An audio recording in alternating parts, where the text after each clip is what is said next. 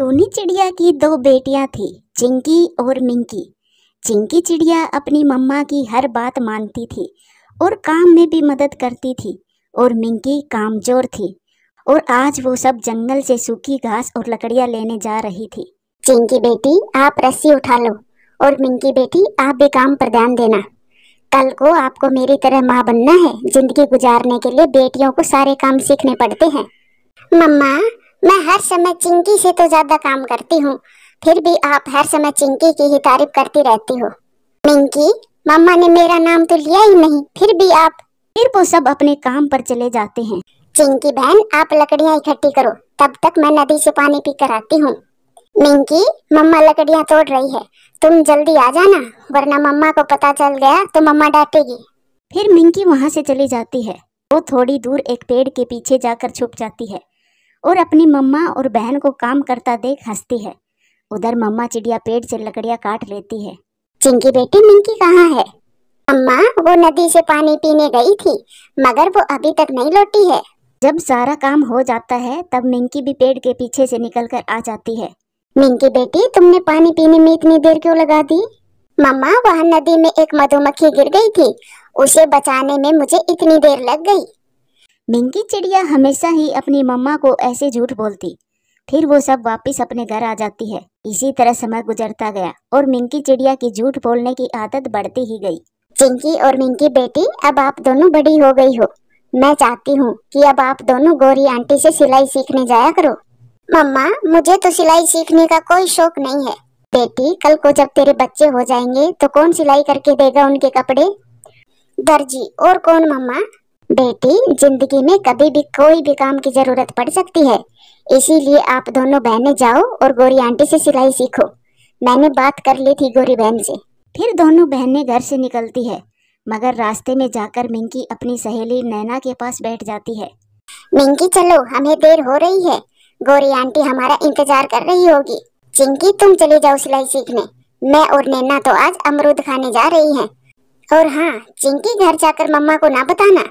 मिंकी, मैं मम्मा से झूठ नहीं बोलती, अगर मम्मा ने पूछा तो मैं जरूर बताऊंगी कि तुम सिलाई सीखने की बजाय अमरूद खाने चली गई थी। फिर मिंकी चिड़िया अपनी सहेली नैना के साथ अमरूद खाने चली जाती है और चिंकी गोरी कव्वी के पास सिलाई सीखने चली जाती है। चिंकी, मिंकी कहाँ है? वो क्यों नहीं आई? आपकी मम्मा ने तो कहा था कि दोनों बहनें आया करेंगी। आंटी, मिंकी बीच रास्ते से अपनी सहेली के साथ अमरूद खाने चली गई।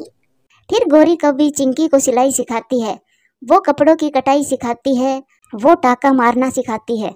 और उधर मिंकी चिड़िया अपनी सहेली के साथ आमों के बाग में बैठी हुई थी। मिंकी, एक बात तो बताओ, तुम्हारी बहन तुमसे इतना जलती क्यों है? वो मेरी सुंदरता से जलती है, मैं उससे ज्यादा सुंदर हूँ ना, इसीलिए चिंकी हमेशा मम्मा से मेरी शिकायत करती रहती है।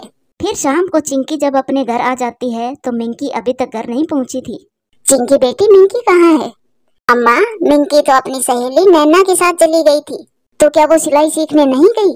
नहीं मम्मा, लेकिन आप उसे ना बताना कि मैंने आपको बताया है, वरना वो मुझसे लड़ाई करेगी। ऐसे ही दिन गुजरते गए। चिंकी कपड़ों की सिलाई अच्छे से सीख लेती है, वो घर बनाना भी सीख लेती है और उसकी मम्मा उसे अंडों की रक्षा करना भी सिखा देती है। मगर मिंकी तो हर समय आवारा ही घूमती रहती थी। फिर वो दिन भी आ जाता है जब मम्मा चिड़िया अपनी दोनों बेटियों की शादी कर देती है। फिर मिंकी की सासू माँ मिंकी से कहती है, मिंकी बेटी, क्या तुम्हें रसोई में काम करना आता है? नहीं माँ जी, मुझे खाना बनाना नहीं आता। तो फिर तुझे सिलाई तो जरूर आती होगी।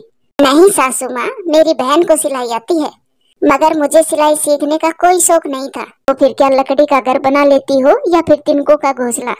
नहीं सासू माँ, ये काम हमेशा मेरी माँ या बहन किया करती थी। तो फिर बहुरानी, ये घर तुम्हारी माँ का नहीं है, ये तुम्हारा ससुराल है और यहाँ तुझे हर काम खुद ही करना होगा। माँ और बहन काम करने नहीं आएगी यहाँ। चलो अब रसोई में जाकर सबके लिए खाना बना लो। मिंकी रसोई में खाना बनाने जाती है, मगर उसे तो कुछ करना ही नहीं आता था। वो पालक की सब्जी बनाती है जो देखने में बहुत बुरी लग रही थी। दूसरी तरफ चिंकी ने अपने ससुराल जाते ही सबके दिल में अपना घर बना लिया था। वो रसोई में काम करती, वो अच्छे अच्छे स्वादिष्ट खाना बनाती और अपने ससुराल जाते ही पुराने घर को नए घर में बदल दिया और अपने बचे हुए समय में कपड़ों की सिलाई करती। फिर कुछ दिनों के बाद मिंकी एक अंडा देती है, मगर उसे नहीं मालूम था कि अंडे की रक्षा कैसे करते हैं। बाकी के काम तो मैं तेरे साथ मिलकर करवा देती हूँ, अब तेरे अंडे पर कौन बैठेगा? सासू माँ प्लीज आप मेरी मदद करें, वरना मेरा अंडा खराब हो जाएगा। अब मैं तेरे लिए खाना बनाऊं या फिर तेरे अंडे पर बैठूं? अब ये सारे काम तुझे खुद ही करने होंगे। ऐसे मिंकी चिड़िया को ससुराल में हर काम में दिक्कत हो रही थी। चिंकी तो अपने अंडे का भी अच्छे से ध्यान रखती थी और घर के काम भी अच्छे से कर लेती थी। एक दिन मिंकी की सास लड़ झगड़ कर मिंकी को घर से निकाल देती है। मिंकी सारा दिन पेड़ पर बैठी रोती रहती है। अगर मैंने मम्मा से काम करना सीख लिया होता तो आज मैं अपने ससुराल से बेइज्जत ना होती। बहुत बुरा किया मैंने जो अपनी माँ का कहना ना माना। शाम को मिंकी रोते हुए अपनी माँ के पास जाती है। मम्मा, मम्मा, मेरी सासू माँ ने मुझे घर से निकाल दिया है। और तुम्हारा अंडा कहाँ है? वो मेरी सास ने अपने पास ही रख लिया। चल बेटी, मैं तेरे साथ चलती हूँ, मैं तेरे साथ ही रहूंगी और तुझे काम सिखाऊंगी। तो अच्छे से काम सीख लेना। अब तो तुझे समझ आ ही गया होगा कि जिंदगी में काम सीखना कितना जरूरी होता है। चिंकी की तरह काम सीख लेती तो ये दिन ना देखना पड़ता। फिर टूनी चिड़िया मिंकी के साथ उसके ससुराल जाती है और मिंकी के काम में उसकी मदद करवाती है। मिंकी को अंडे की रक्षा करना सिखाती है। बहन जी, आप चिंता ना करें, मेरी मिंकी भी अब घर के सारे काम करेगी। मैं इसे कुछ ही दिनों में हर काम सिखा दूंगी। चिंकी के अंडे से छोटा सा बच्चा निकल जाता है। चिंकी चिड़िया ने तो अपने बच्चों के कपड़े भी सील लिए थे। वो अपने घर में बहुत खुश थी। मिंकी की वजह से मम्मा चिड़िया को बहुत परेशानी उठानी पड़ती है। अब कहीं जाकर मिंकी को कोई काम करना आया था। मम्मा, अब आप जाइए। अब मैं सब सीख गई, अब मैं सारे काम कर लूंगी।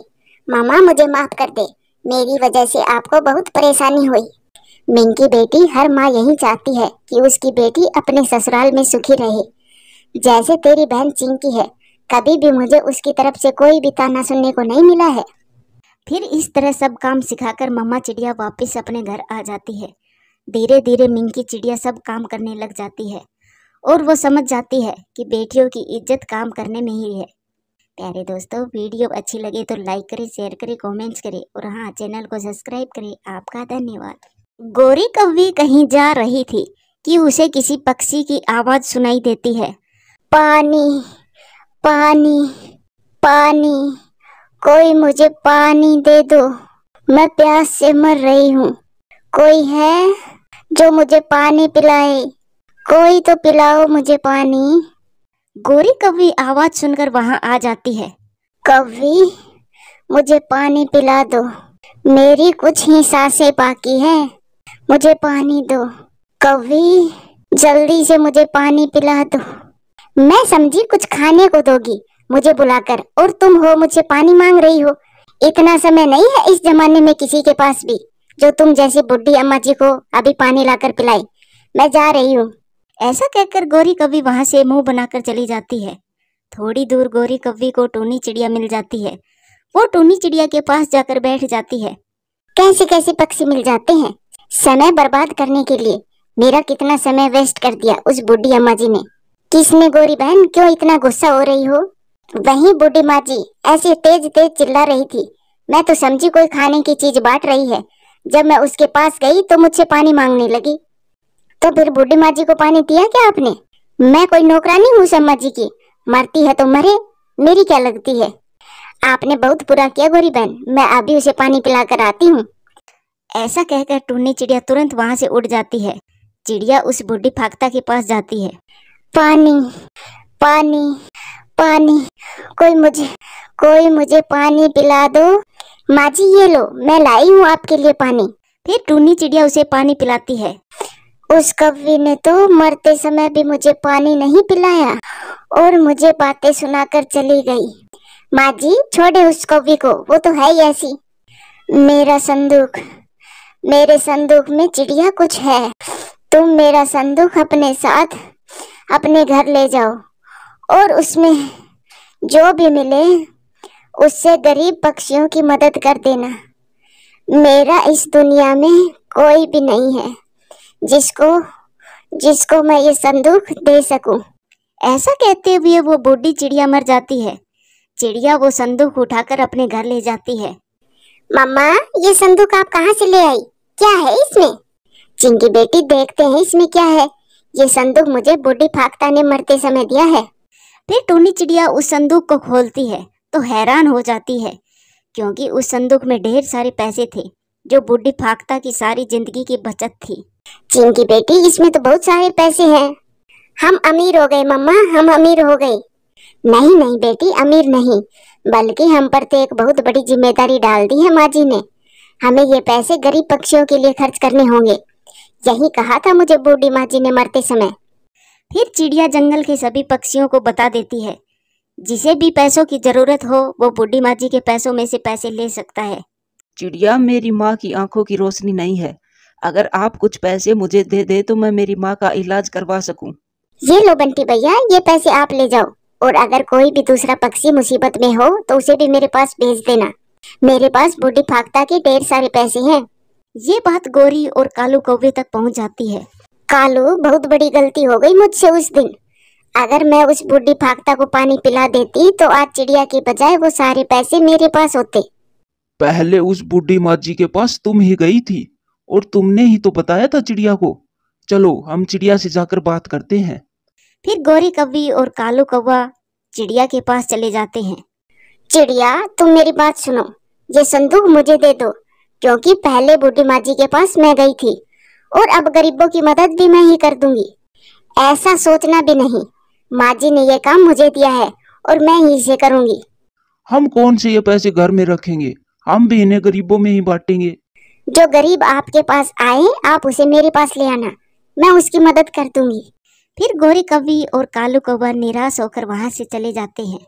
फ्रॉडिये कहीं के, बड़े सयाने बनते हैं। ऐसे ही टूनी चिड़िया गरीब पक्षियों की मदद करती रहती है। फिर कुछ समय ऐसे ही गुजर जाते हैं। कालू जी कुछ करो, अगर कुछ ना किया तो वो चिड़िया सारे पैसे गरीबों में बांट देगी। बड़ी ईमानदार बनती है वो। मेरे पास एक उपाय है गोरी, क्यों ना हम भी गरीब ही बन जाएं और चिड़िया से जाकर कहें कि मुझे ब्लड कैंसर हो गया है। कालू जी मैं सब समझ गई, और हमें तुम्हारे इलाज के लिए बड़ी रकम की जरूरत है। ऐसे तो चिड़िया हमें जरूर पैसे दे देगी। फिर गोरी कौवी योजना बनाकर चिड़िया के पास जाती है। रोकी कबूतर भी वहाँ चिड़िया के पास ही बैठा था। हाय रे, मैं लुट गई, चिड़िया मैं बर्बाद हो गई। गोरी, तुम्हारे पास है ही क्या जो लूट गई तुम? कबूतर, मेरा कालू, मेरे कालू को ब्लड कैंसर हो गया है और मुझे उसके इलाज के लिए पूरे 2 लाख रुपए चाहिए। क्या गोरी, ये तुम क्या कह रही हो? क्या सच में कालू को कैंसर है? चिड़िया, ऐसा झूठ भी कोई बोल सकता है क्या? मेरे कालू को बचा ले चिड़िया, जल्दी जल्दी मुझे 2 लाख रुपए दे दे। बचा लो मेरे कालू को, बचा लो चिड़िया। चुप कर जाओ गोरी बहन, ये पैसे मदद करने के लिए तो हैं। ये लो, आप 2 लाख रुपए ले जाओ और कालू का अच्छे से इलाज करवाओ। ठहरो चिड़िया, आप ये पैसे मुझे दो, मैं कालू कौवा को खुद अस्पताल लेकर जाऊंगा। नहीं नहीं, आप मुझे पैसे दे दे, मैं ले जाऊंगी मेरे कालू को। आप मेरे साथ चले, मुश्किल समय में अगर मैं आपका साथ नहीं दूंगा तो फिर कौन देगा? रोकी कबूतर चिड़िया से पैसे लेता है और गोरी कौवी के साथ चला जाता है। मैं मर गया, बहुत दर्द हो रहा है गोरी, हाय रे मैं मर गया। अब तो देख लिया ना अपनी गंदी आंखों से, देखो कैसे मर रहा है मेरा कालू। लाओ अब पैसे मुझे दो और तुम जाओ यहाँ से, मैं खुद ही कालू को लेकर जाऊंगी। पड़ोसी हूँ आपका, ऐसी कैसे छोड़कर जा सकता हूँ? चलो कालू, मेरे साथ चलो चेकअप करवाने। अरे ये कबूतर कहाँ से आ गया बीच में? कबूतर तुम जाओ, तुम्हारी आंखें बहुत गंदी है, जाओ और अपना मुंह धो लो और पैसे मुझे दे दो, मैं कालू को ले जाती हूँ। ऐसे पैसे नहीं दूंगा, मैं तो कालू को साथ ही लेकर जाऊंगा।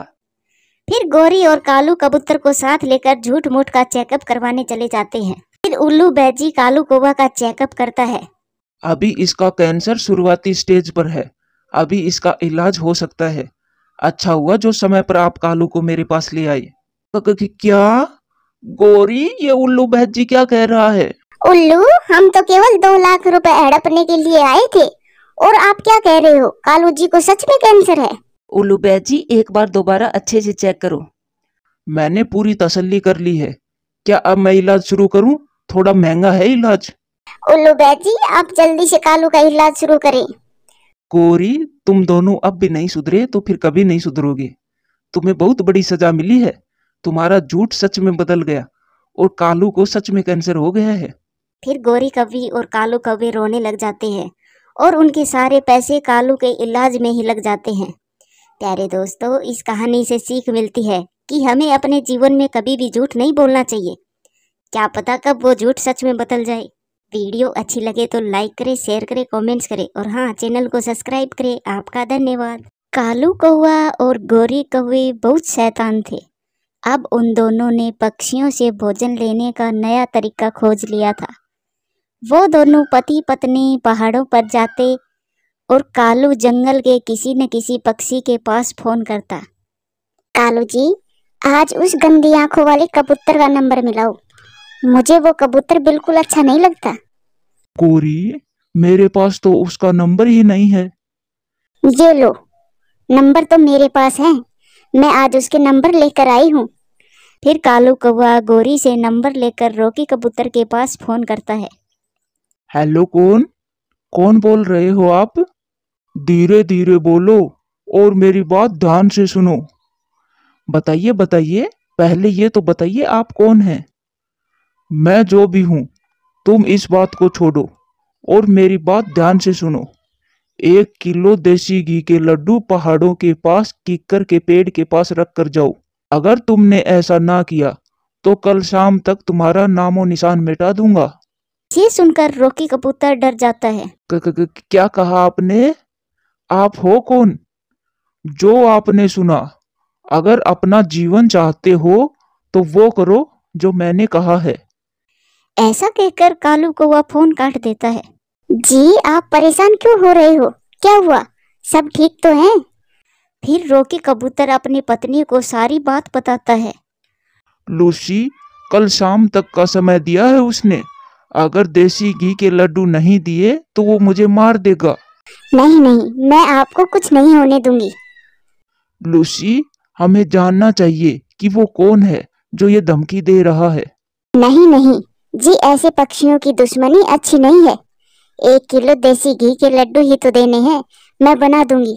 लेकिन हमारे पास तो देसी घी भी नहीं है।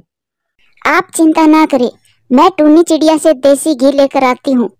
आप ये बात किसी को ना बताना और आप शांत हो जाइए, कुछ नहीं होगा। कालू जी, वो गंदी आंखों वाला कबूतर रो रहा होगा। चलो जाकर देखते हैं वो क्या कर रहा है। उसकी हालत देखकर मजा आएगा। फिर कालू कौवा अपना मोबाइल झाड़ियों में छुपा देता है और दोनों पति पत्नी रोकी के घर जाते हैं। उधर लूसी कबूतरी बिना समय गवाए जल्दी से टूनी चिड़िया से देसी घी ले आती है। घर जाकर लूसी देसी घी के लड्डू बनाने लगती है। थोड़ी देर के बाद कालू कौवा और गोरी कौवी भी वहां आ जाते हैं। लूसी बहन, क्या बना रही हो? गोरी, मेरी माँ आने वाली है कल, उसके लिए मैं देसी घी के लड्डू बना रही हूँ। अच्छे से बनाना लूसी। ऐसा कहकर गोरी और कालू मन ही मन में हंसते हैं और वो दोनों वहां से चले जाते हैं। रात भी हो जाती है और रात के अंधेरे में रोकी कबूतर और उसकी पत्नी देसी घी के लड्डू लेकर पहाड़ों पर पहुंच जाते हैं और वो लड्डू वहां कीकर के पेड़ के नीचे रख देते हैं। जी, अब चलिए यहाँ से, ज्यादा देर रुकना यहाँ ठीक नहीं है। फिर वो दोनों वहां से चले जाते हैं। कालू, चलो पहाड़ों पर चलते हैं। अब तक वो गंदी आंखों वाला कबूतर लड्डू रख गया होगा। फिर कालू और गोरी पहाड़ों पर जाते हैं और वो लड्डू खाते हैं। कालू, इस जंगल में हमसे बड़ा शैतान कोई नहीं होगा। कैसे पागल बनाया हुआ है इन छोटे छोटे पक्षियों को। हाँ गोरी, लेकिन याद रखना, जिस दिन पकड़े गए ना, उस दिन धुलाई खूब होगी हम दोनों की। कालू, हम कभी भी नहीं पकड़े जाएंगे। फिर अगले दिन कालू कौवा मिठू तोता को फोन करता है। क्या तुम मिठू तोते बोल रहे हो? हाँ हाँ, मैं मिठू ही बोल रहा हूँ। तो फिर मिठू, मेरी बात ध्यान से सुनो। 2 पके हुए अमरूद लेकर पहाड़ों पर पहुंच जाओ और अगर ना आए तो कल शाम तक मैं तुम्हें जिंदा नहीं छोड़ूंगा। अरे भाई, कौन हो आप और मुझ मासूम से क्या दुश्मनी है आपकी? जो कहा है वो करो। अगर ऐसा ना किया तो मैं तुम्हें जान से ही मार दूंगा। और हाँ, पहाड़ों पर कीकर के पेड़ के नीचे रख जाना वो अमरूद। ऐसा कहकर कालू कौवा फोन काट देता है। उधर मिठू तोता तो ऐसा सुनकर कांपने लगता है। 2 पके हुए अमरूद देने से मेरी जान बच जाएगी। मिठू तोता के पास 3 अमरूद थे। वो 2 अमरूद लेकर पहाड़ों की तरफ उड़ता है और उसे रास्ते में रॉकी कबूतर मिल जाता है। अरे मिठू भाई, इतनी जल्दी में कहाँ जा रहे हो अमरूद लेकर? रॉकी भाई, मैं पहाड़ों पर जा रहा हूँ। पहाड़ों पर मेरा दोस्त आ रहा है। मैं ये अमरूद अपने दोस्त के लिए लेकर जा रहा हूँ। ऐसा कहकर मिठू वहां से चला जाता है। रॉकी कबूतर सब समझ जाता है। अगर ऐसे ही चलता रहा तो वो दुष्ट पक्षी हम सबको बारी बारी डराता रहेगा। अब हमें कुछ करना होगा। फिर रॉकी कबूतर जल्दी से टूनी चिड़िया के पास जाता है और उसे जाकर सारी बात बताता है। रॉकी भैया, ऐसा कौन हो सकता है हमारे जंगल में? कहीं वो कालू कौवा तो नहीं है? नहीं नहीं टूनी, वो कालू कौवा नहीं हो सकता। वो चोरियां तो जरूर करता है, मगर ऐसी हरकत नहीं कर सकता। तो फिर कबूतर भैया, जो भी होगा वो कल पकड़ा जाएगा। तुम चिंता ना करो, वो जरूर पकड़ा जाएगा। अब वो मुझे ही फोन करेगा और मैंने सोच लिया है कि मुझे क्या करना है। और उधर मिठू तोता अमरूद रखकर वहां से चला जाता है और थोड़ी ही देर बाद कालू कौवा और गोरी कौवी वो अमरूद आकर खा लेते हैं। ऐसे ही उन दोनों का चलता रहता है। फिर कालू कौवा अगले दिन टूनी चिड़िया को फोन करता है। टूनी चिड़िया बोल रही हो ना? कल बेसन का हलवा लेकर पहाड़ों पर पहुंच जाना, अगर जिंदगी चाहती हो तो। आप कौन बोल रहे हो और मेरी आपसे क्या दुश्मनी है? तुम्हें जो कहा है वो करो। तुम बेसन का हलवा पहाड़ों पर कीकर के पेड़ के नीचे रखो, अपना जीवन चाहती हो तो। वो फोन रखकर दोनों हंसने लगते हैं। उधर रॉकी कबूतर बुलबुल से पेट में दर्द करने वाली दवा लेकर आ जाता है, जिसे टूनी चिड़िया ने अपनी योजना अनुसार भेजा था। टूनी चिड़िया बेसन के हलवे में वो पेट दर्द करने वाली दवा मिला देती है। टूनी, आज पता चल जाएगा कि वो कौन है। मैं उसे बहुत मारूंगा, छोड़ूंगा नहीं उसे, जो भी होगा। फिर टूनी चिड़िया पहाड़ों पर जाकर बेसन का हलवा पेड़ के नीचे रखकर वापिस आ जाती है। फिर रात हो जाती है। कालू कौवा और गोरी कौवी वहां जाकर वो हलवा खा लेते हैं और अपने घर चले जाते हैं। आधी रात को कालू कौवा गोरी से कहता है, गोरी, मैं मर गया। मेरा पेट फटा जा रहा है। बहुत जोरों का दर्द हो रहा है। कालू जी, मैं क्या बताऊं, मेरी भी जान निकली जा रही है। मैं तो कब से दर्द सहन कर रही थी। फिर वो दोनों जोर जोर से रोने लगते हैं। बचाओ, बचाओ, हमें कोई बचाओ। हमारे पेट में बहुत दर्द हो रहा है। कालू कौवा और गोरी कौवी की रोने की आवाज सुनकर सब पक्षी वहां आ जाते हैं। अच्छा, तो तुम ही हो वो? हमें पता चल गया, इसीलिए टूनी चिड़िया ने आज हलवे में पेट दर्द करने वाली दवा मिलाई थी। हमें माफ कर दो, हमें माफ कर दो। हम फिर ऐसा कभी भी नहीं करेंगे। प्लीज आप हमें माफ कर दो। मगर सब पक्षी मिलकर उन दोनों की खूब धुलाई करते हैं। ऐसे उन दुष्ट कौवों को बुरा काम करने की सजा मिल जाती है। प्यारे दोस्तों, वीडियो अच्छी लगे तो लाइक करें, शेयर करें, कमेंट्स करें और हाँ, चैनल को सब्सक्राइब करें। आपका धन्यवाद।